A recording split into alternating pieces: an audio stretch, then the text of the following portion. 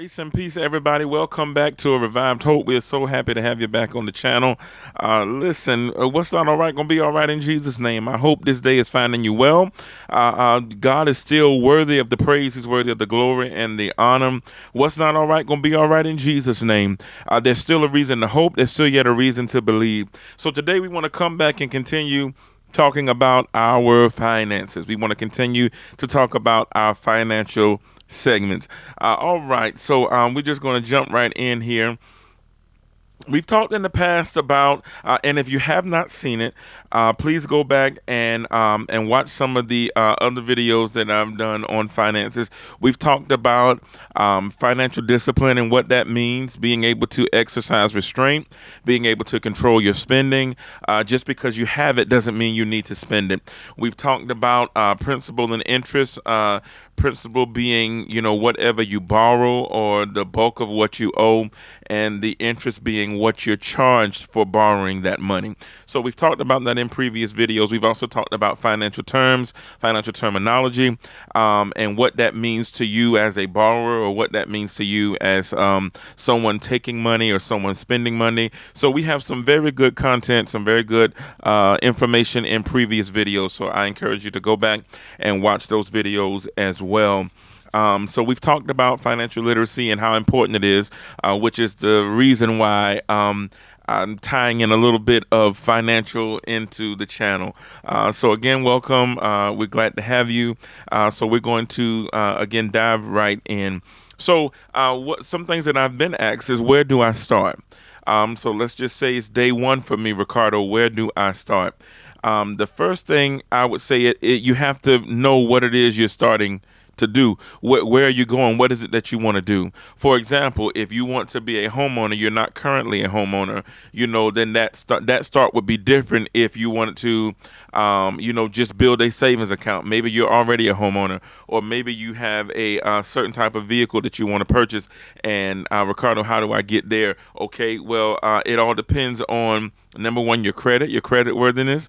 And I know when it comes down to buying a car, as long as you have the money, you can really pretty much get any car you want. Now, you may have a high interest rate if your credit's not good, but you can pretty much get any vehicle now that you want. So what you need to do day one all depends on what it is that you're trying to achieve. So the first thing that I would encourage anyone to do is to write out a plan.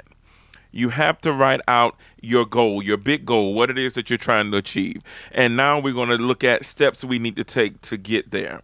For example, if your goal is to purchase a home, of course, the first thing you would want to do is have your credit pulled. And I know some people will say, don't do that. No, do that. You'll be surprised how many people have thought they couldn't buy a house, or they couldn't buy a car, or their credit was no good, only to go and have their credit pulled and find out that on that day they qualify for 100% financing. Trust me. It happens. So go have your credit pulled, because if you're not ready to purchase a home, one thing, your local bank, and I would recommend having your credit pulled by your local bank.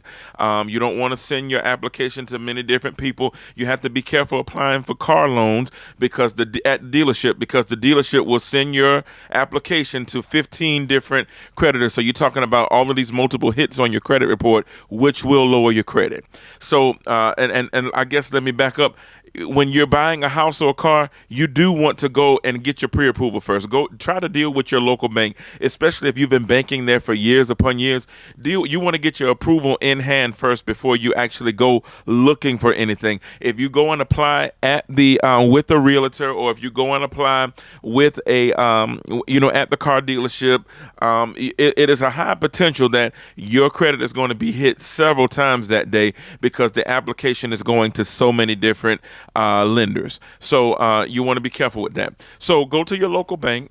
Have them pull your credit. They're going to tell you whether or not you're able to currently get approved for anything. And if you are, fine and well, they're going to ask for some additional income, additional information. They want to know your income. They're going to ask for some employment history. They're going to go down the checklist with you and get you sorted out. If you do not qualify, typically your loan officer or whomever pulls your credit is going to be able to outline or itemize some things. Hey, you need to do this. You need to do that. You need to work on this. You need to open up a credit card. they'll be able to tell you what it is. And credit cards do build credit really fast when they're used responsibly, when they're managed responsibly. Let me say it again. When they're used responsibly, you cannot get a $500 credit card and the day you get it and activate it, you go and spend the whole thing, and then you start, paying $25 a month. First of all, you will never pay that credit card off. Secondly, it is going to tank your credit. You want to keep your credit card use at 30% or less. 30% or less. I would say try to keep it between 15 and 25%. Or if you do spend the whole thing, or if you run into an emergency, because your credit card should be for an emergency or for booking trips or just your whatnot money. But typically most people use credit cards for emergency. Now I do know that it depending on your wealth level, depending on your income level, a lot of people use credit and do not touch their money. So, and that's a whole separate conversation. But in light of today, what I want to say around credit or around credit cards, please make sure you keep your spending under 30%. You want to keep your spending under 30%, so it will positively affect and report to your credit. A credit card is what we call revolving credit. In other words, it reports monthly to your credit. So you want to keep that in good standing. If you have a car payment, you want to make the payments on time because it reports monthly to your credit. Your house payment, it reports monthly to your credit. Your loan payments, these are revolving things. They report monthly to your credit. So you want to pay them on time, and you want to keep the usage of the credit below 30%. All right.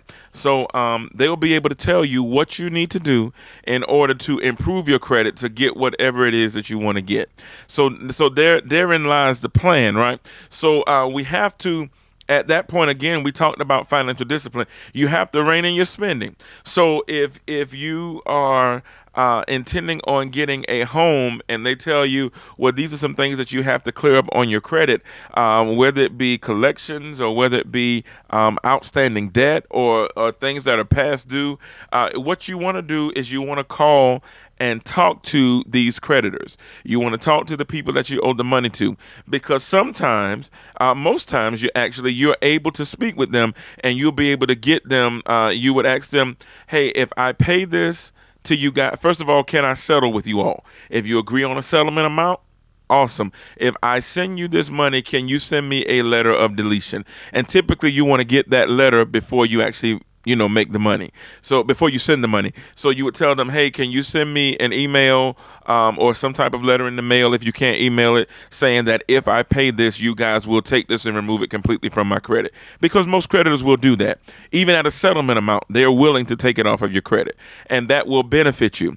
You want to be careful using these credit cleaners and credit repair people. Yes, I said it. You want to be careful using these credit cleaners and credit repair people, because some of them are able to. Now, there are some legit people out there, but the majority of them are not. Some of them are able to clear your credit so that you can buy what you want, but everything instantly, 30 to 90 days, it comes right back on your credit. And you want to be careful with people putting fraud alerts on your credit, because it's going to make it harder for you to qualify for things with that fraud alert on your credit.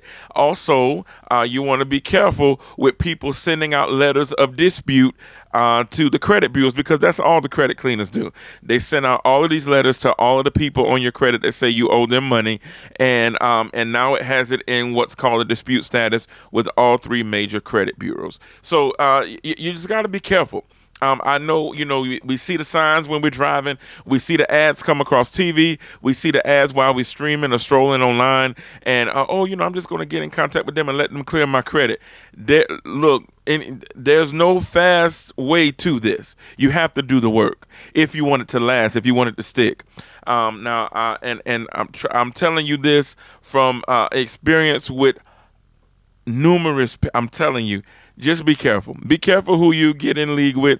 Be careful who you make agreements with and when it comes down to your credit. The first thing most of them do will slap a fraud alert on your credit. And sometimes when they go to trying to clear your credit, they clear away your good or your positive credit history as well. So you want to be careful trying to clear your credit.